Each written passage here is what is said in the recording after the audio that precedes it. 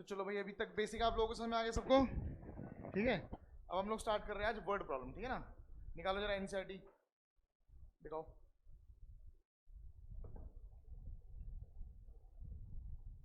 देखो जी, एक्सरसाइज 4.1 नई किताब है पुरानी किताब है? पुरानी लग रही। हाँ नई दे दो, नई किताब से कर लेते हैं। वैसे पुरानी बुक में बहुत से क्वेश्चन है, वो भी करेंगे हम, पहले नई किताब से कर लेते हैं। तो एक्सरसाइज 4.1 वर्ड प्रॉब्लम हम लोग स्टार्ट कर रहे हैं। क्वेश्चन नंबर 2 का फर्स्ट पार्ट देखो, बोला क्या है, represent the following situations in form of quadratic equation. आपको क्या करना है, सिचुएशंस दे रखी है और उसको क्वाड्रेटिक इक्वेशन में कन्वर्ट करना है। बात समझ आ गई? और सॉल्व करने के लिए भी नहीं बोला हुआ है, ऐसा नहीं बोला कि सॉल्व करना है, बस बता रखा we need to find length and breadth of the plot. Find करने के लिए नहीं बोला है, बस रिक्वायरमेंट बता रखी है कि इक्वेशन इस प्रकार बनाओ कि लेंथ और ब्रेथ फाइंड करनी है। बात समझ आ गई? अभी बोला क्या था, area of the rectangular plot is 528 metre square, the length of the plot is 1 more than twice the breadth. Exercise कौन सा है, 4.1 और क्वेश्चन नंबर 2 का फर्स्ट पार्ट शायद है ना। क्वेश्चन नंबर 2 का फर्स्ट पार्ट क्या बोला है, the area of the rectangular plot is 528 metre square. ठीक है, एरिया दे रखा रेक्टेंगुलर प्लॉट कितना, 528 मीटर स्क्वायर। इतनी बात क्लियर है? आगे क्या बोलते हैं, the length of the plot is 1 more than twice the width breadth. जो लेंथ है वो विड्थ के ट्वाइस से एक ज्यादा है। पढ़ो, ये तो बोला है, the length of the plot is 1 more than twice the breadth. Length के बारे में कुछ तो जानकारी है हमारे पास कि वो ब्रेथ के ट्वाइस से एक ज्यादा है। बात समझ आ गई? लेंथ के बारे में है ये जानकारी, लेकिन किसके बारे में कोई जानकारी नहीं है, ब्रेथ के बारे में। ब्रेथ के बारे में कोई जानकारी नहीं दे रखी। समझ में आ गई बात? किसके बारे में जानकारी दे रखी है, लेंथ के बारे में। क्या दे रखी है जानकारी, length is 1 more than twice the breadth. Length के बारे में जानकारी दे रखी है कि ब्रेथ के ट्वाइस से एक ज्यादा है। समझ आ गई बात? पर ब्रेथ के बारे में कोई जानकारी नहीं है। जिसके बारे में कोई जानकारी ना हो उसी को हम लोग एक्स अज्यूम कर लेंगे। तो let the breadth of rectangular plot be x meters. हमने रेक्टेंगुलर प्लॉट के ब्रेथ को क्या मान लिया, एक्स मान लिया। ब्रेथ को ही क्यों माना, क्योंकि ब्रेथ के बारे में कोई जानकारी नहीं है। किसके बारे में जानकारी है, लेंथ के बारे में जानकारी है। देयरफॉर लेंथ इज बोला है यानी इज इक्वल टू, यही तो बोला है, the length of the rectangular plot is. तो लेंथ को मैंने ये लिख लिया, लेंथ इज इक्वल टू क्या बोला है, 1 मोर यानी +1। किस में हो रहा है +1, ट्वाइस द ब्रेथ। ब्रेथ हमने ऑलरेडी मान रखा है x, तो 2x + 1। ये तो हो गया आपका ब्रेथ और ये हो गया आपका लेंथ। नाउ एरिया आपको दे रखा है, एरिया इज इक्वल टू कितना दे रखा है, 508 मीटर स्क्वायर। जब मैंने आपको पहले भी कह रखा कि जब कोई चीज दे रखी होती है, जब किसी की वैल्यू दे रखी होती है तो फॉर्मूला हमेशा नीचे लगाना है। बात में आ गई? 528 दे रखा, ठीक है, 528 मीटर स्क्वायर। ठीक है ना। मैंने आपको क्या बोला था, जब वैल्यू दी होती है तो फॉर्मूला हमेशा कहाँ लगाना है, नीचे लगाना है। तो रेक्टेंगल के एरिया का फॉर्मूला क्या होता है, लेंथ इंटू ब्रेथ। ये हो जाएगा 528, लेंथ की वैल्यू क्या रखी, 2x + 1 है ना, और ब्रेथ की वैल्यू क्या है, x इज इक्वल टू 528। जब मैं x को अंदर मल्टीप्लाई करूंगा तो क्या आएगा, 2x स्क्वायर प्लस x और 528 इधर जाएगा तो -528 इज इक्वल टू 0। हमें बस बोला था क्वाड्रेटिक इक्वेशन बनाओ, इन्होंने सॉल्यूशन कहीं नहीं मांगा था। बात समझ आ गई? क्वेश्चन एक बार दोबारा से देख लेते हैं। आपको बोला क्या था, the area of the rectangular plot is 528 metre square and the length of the rectangular plot is 1 more than twice the breadth. Length के बारे में जानकारी दे रखी थी कि ब्रेथ के ट्वाइस से एक ज्यादा है, पर ब्रेथ के बारे में कोई जानकारी नहीं थी, इसलिए ब्रेथ को ही हमने क्या मान लिया था, एक्स मान लिया था। जिसके बारे में कोई जानकारी ना हो उसे एक्स मानना है। ठीक है ना। अगर सॉल्व करने के लिए बोला होता तो हम लोग उसको आगे सॉल्व कर देते हैं। सॉल्व कैसे करते हैं, या तो स्प्लिटिंग से कर देते हैं या फिर क्वाड्रेटिक फॉर्मूले से कर देते हैं। ठीक है ना। हाँ जी, कुछ बोलना चाह रहे हो? नहीं, फाइंड नहीं करने के लिए बोला, वी नीड टू फाइंड। ठीक है ना, मतलब इस तरह से बनाओ कि हमें लेंथ और ब्रेथ निकालना है, उसके अकॉर्डिंग इक्वेशन बनाओ। समझ आ गई बात? सबको बात समझ आ गई? अब आ जाओ सेकंड पार्ट, सेकंड जो ये क्वेश्चन नंबर 2 का सेकंड क्वेश्चन है, सेकंड पार्ट है। क्या बोल रहे देखो, the product of two consecutive numbers, consecutive positive integers is 306। Product of two consecutive integers, consecutive क्या होते हैं? एक के बाद एक लगातार, है ना। और कॉन्जिक्यूटिव इंटीजर बोला हुआ है तो हम लोग इस तरह कर सकते हैं, let the integers, let the numbers be, let the numbers be x and इसके बाद वाला है तो x प्लस 1। कॉन्जिक्यूटिव बोला है ना, कॉन्जिक्यूटिव इवन या ऑड तो नहीं बोला हुआ? नहीं। अच्छा, अगर कॉन्जिक्यूटिव ऑड बोलते तो एक x लेते, दूसरा क्या लेते? नहीं, x प्लस 2। और अगर कॉन्जिक्यूटिव इवन बोला होता तब एक x लेते, दूसरा क्या लेते? x प्लस 2 ही लेते हैं, क्योंकि चाहे ऑड हो चाहे इवन हो, दो लगातार ऑड होंगे तब भी 2 का गैप रहेगा, दो लगातार इवन रहेंगे तब भी 2 का गैप रहेगा। बात समझ आ गई? क्या हो गया? कॉन्जिक्यूटिव इवन, कॉन्जिक्यूटिव इवन क्या हो गया? हाँ, तो 2 के बाद क्या आएगा? गैप कितने का हुआ? तो वही तो बोल रहा हूँ, समझ आ गई बात? और कॉन्जिक्यूटिव ऑड क्या हो गया? जैसे अगर एक 1 हो गया, दूसरा क्या होगा? गैप कितने का हुआ? तो इतना क्यों सोच रहे थे? अगर कॉन्जिक्यूटिव इवन या ऑड बोलेंगे तो एक को x लेना है, दूसरे को क्या लेना है? x plus 2। छोड़ दे हाथ, यहाँ ध्यान दे। सबको बात समझ आ गई? अभी इन्होंने कॉन्जिक्यूटिव ऑड या कॉन्जिक्यूटिव इवन नहीं बोला हुआ, बस बोला है कॉन्जिक्यूटिव नंबर्स। तो कॉन्जिक्यूटिव नंबर्स बोला हुआ है तो एक x ले लेंगे, एक क्या ले लेंगे? x plus 1। अब अकॉर्डिंग टू क्वेश्चन, क्वेश्चन में क्या बोल रखा है? इनका प्रोडक्ट दे रखा है ना, तो x multiply by x plus 1, ये कितना है? 306। ठीक है, ये हो गया 306। x को अंदर मल्टीप्लाई करेंगे, आएगा x square plus x is equal to 306। ये हो जाएगा x square plus x minus 306 is equal to 0। बस आ गया क्वाड्रेटिक इक्वेशन बन के। समझ में आ गई बात? और अगर बोलते भी सॉल्व करने के लिए तो सॉल्व कर सकते हो आप लोग। समझ में आ गई बात? क्लियर है? चलो अगला पार्ट देखो क्या है। Rohan's mother is 26 years older than him. Rohan की जो माताश्री है वो रोहन से 26 साल बड़ी है, ऐसा इसमें बता रखा है। किसके बारे में कोई जानकारी नहीं है? रोहन के बारे में। तो किसकी एज को एक्स मानना चाहिए? रोहन की एज को एक्स मानना चाहिए, जिसके बारे में कोई जानकारी नहीं है। ज़्यादा आसान तब रहता है। अच्छा, ऐसा जरूरी नहीं है कि रोहन की एज को एक्स मानना है, हम मदर की एज को भी एक्स मान सकते थे, तो बेटे की 26 माइनस करके लिख देते हैं, ठीक है ना। लेकिन जो डायरेक्ट इन्फॉर्मेशन दे रही है उसका यूज करते हैं। थर्ड पार्ट कर रहा हूं मैं।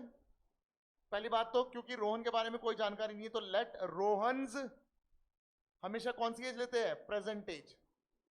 लीनियर इक्वेशन में भी पढ़ाया था मैंने, हमेशा प्रेजेंट एज को एक्स और वाई मानेंगे। Let Rohan's present age be x years. बताओ हाँ या ना? ठीक है। फिर क्या है? Therefore mother's age, mother's age क्या हो जाएगी? मदर कितने साल बड़ी है? 26 साल, तो x प्लस 26। इतनी बात भी तय हो गई। The product of their edges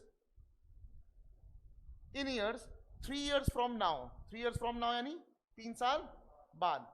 तो after 3 years, after 3 years Rohan की एज क्या हो जाएगी बताओ? रोहन एज हो जाएगी x प्लस 3, क्योंकि अभी रोहन की एज कितनी है? x। मदर की एज क्या हो जाएगी? मदर की एज हो जाएगी x plus 26 plus 3, that is x plus 29। Question में क्या गिवन है कि 3 साल बाद जो एज होगी इन दोनों की, रोहन की और रोहन की मदर की, इनकी जो 3 साल बाद एज होगी उसका प्रोडक्ट दे रखा है। ये तो दिया है ना, पढ़ो क्या लिखा है। The product of their edges 3 years from now is 360। तो ये किसके इक्वल हो गया? 360 के इक्वल। क्लियर है? ठीक है, इसे खोल दो, ये जगह x square x into 29 29x, 3 into x 3x, तो जाएगा प्लस 32x प्लस, सही है ना।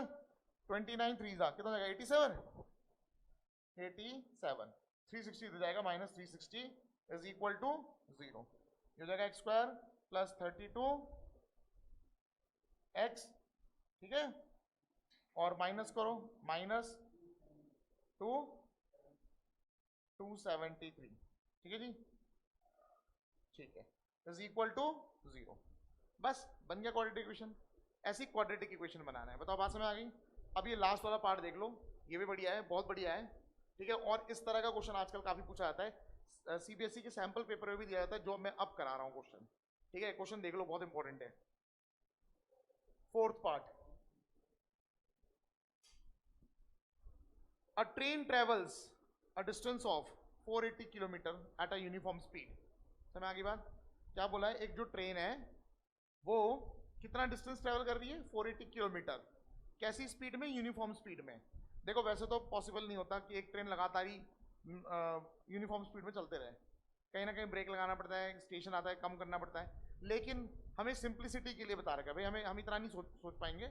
हमें सिंप्लिसिटी के लिए बता रखा है कि मान के चलते हैं जो ट्रेन है वो 480 किलोमीटर चल रही है, 480 किलोमीटर चल रही है यूनिफॉर्म स्पीड से, यानी एक ही स्पीड से चल रही है लगातार।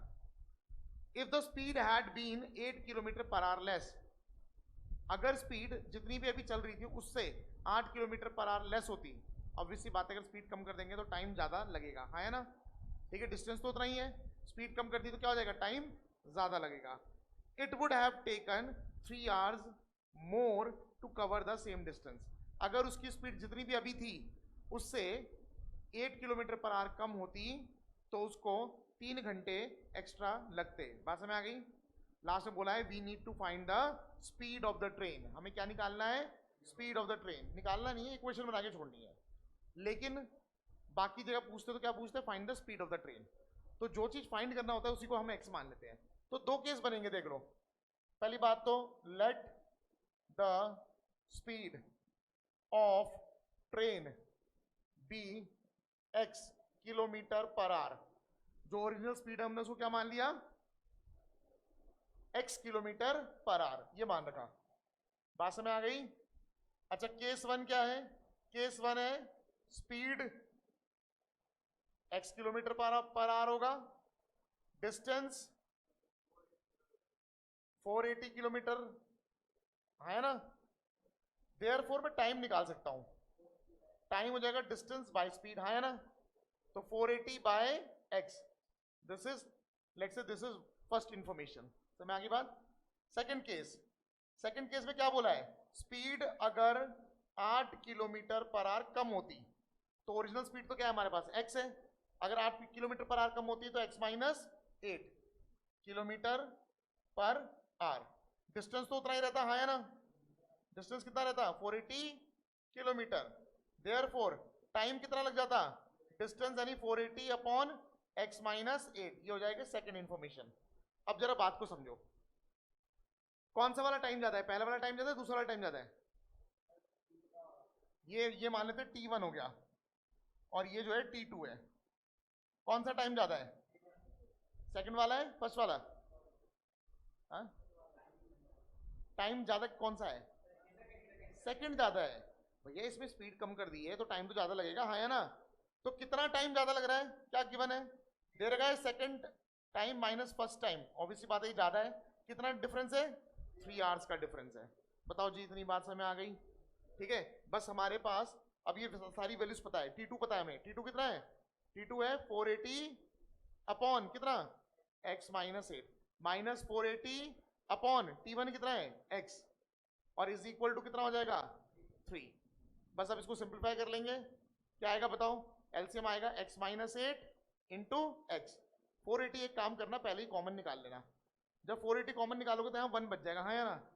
1 मल्टीप्लाई होगा x से तो क्या आएगा, x माइनस, फिर से यहाँ 1 बच गया, 1 मल्टीप्लाई होगा दोनों से तो माइनस 1 मल्टीप्लाई होगा x से तो माइनस x आएगा, माइनस 1 मल्टीप्लाई होगा 8 से तो प्लस क्या आएगा 8 इज इक्वल टू क्या हो जाएगा 3। ये इससे कैंसिल। बताओ जी, बात समझ आ गई? ठीक है, हमें क्या बनाना है, क्वाड्रेटिक इक्वेशन बनानी है। दिस इंप्लाइज दैट ये हो जाएगा 3 से मल्टीप्लाई होगा तो क्या आएगा 3x मल्टीप्लाई बाय x, तो जाएगा 3x square minus 3x into 8 24x is equal to 8 into 480 होगा, है ना। तो 8 जीरो जा 8 8 64, 6 कैरी 8 4 32, 38, 3840। तो हमारी इक्वेशन क्या बन के आ गई, 3x स्क्वायर माइनस 24x और ये इधर जाएगा तो माइनस 3840 इज इक्वल टू 0। समझ में आ गई बात? अब हम एक काम और कर सकते हैं, ये 3 से डिविजिबल है, ये 3 से डिविजिबल है, मेरे ख्याल से ये भी 3 से डिविजिबल है, चेक कर लो। 8 और 4 12, 3 15, 15 3 से डिविजिबल है, तो पूरा नंबर ही किससे डिविजिबल है? 3 से डिविजिबल है। कर लोगे अब? ठीक है, पूरे को किससे डिवाइड कर दूंगा मैं? 3 से। कितना आएगा बताओ? एक्स स्क्वायर माइनस 8x और माइनस कितना आएगा? 1 जा 3 2 जा 3 8 जा और 0 जा इज इक्वल टू 0। ठीक है, तो ये क्वाड्रेटिक इक्वेशन बन के आ गई। बताओ बात समझ आ गई? सबको बात समझ आ गई? क्लियर है? ठीक है, नोट कर लो फिर ये सारा एक्सरसाइज कंप्लीट हो गई है। इक्वेशन मैंने सारे बना के दे दिए हैं। ठीक है ना, सॉल्व करने की जरूरत नहीं है क्योंकि बोला ही नहीं है सॉल्व करने के लिए। क्लियर है? कहीं नहीं बोला है। We need to find the integer, मतलब वो इस तरह बोल रहे हैं। देखो क्वेश्चन के स्टार्टिंग में देखो क्या बोला हुआ है। क्वेश्चन के स्टार्टिंग में पढ़ो, क्वेश्चन नंबर 2 के स्टार्टिंग में, represent the following situation in form of quadratic equation. खाली क्वाड्रेटिक इक्वेशन के फॉर्म में रिप्रेजेंट करना है। और we need to find the integers, मतलब अगर हमें इंटीजर्स निकालने हैं तो इक्वेशन किस तरह बनाओगे, बस ये बोला हुआ है, फाइंड करने के लिए नहीं बोला हुआ। ठीक है ना, चलो बुक के पीछे भी आंसर चेक कर लो, आंसर चेक कर लो, अभी तुम्हारा डाउट क्लियर हो जाएगा। फाइंड करना है नहीं करना है, ठीक है, देख लो कहीं पे भी दे रखा है, नहीं दे रखा ना सॉल्यूशन, क्या बोला है बस। ठीक है, लो जी जल्दी से फर्स्ट एक्सरसाइज कंप्लीट करो फटाफट से।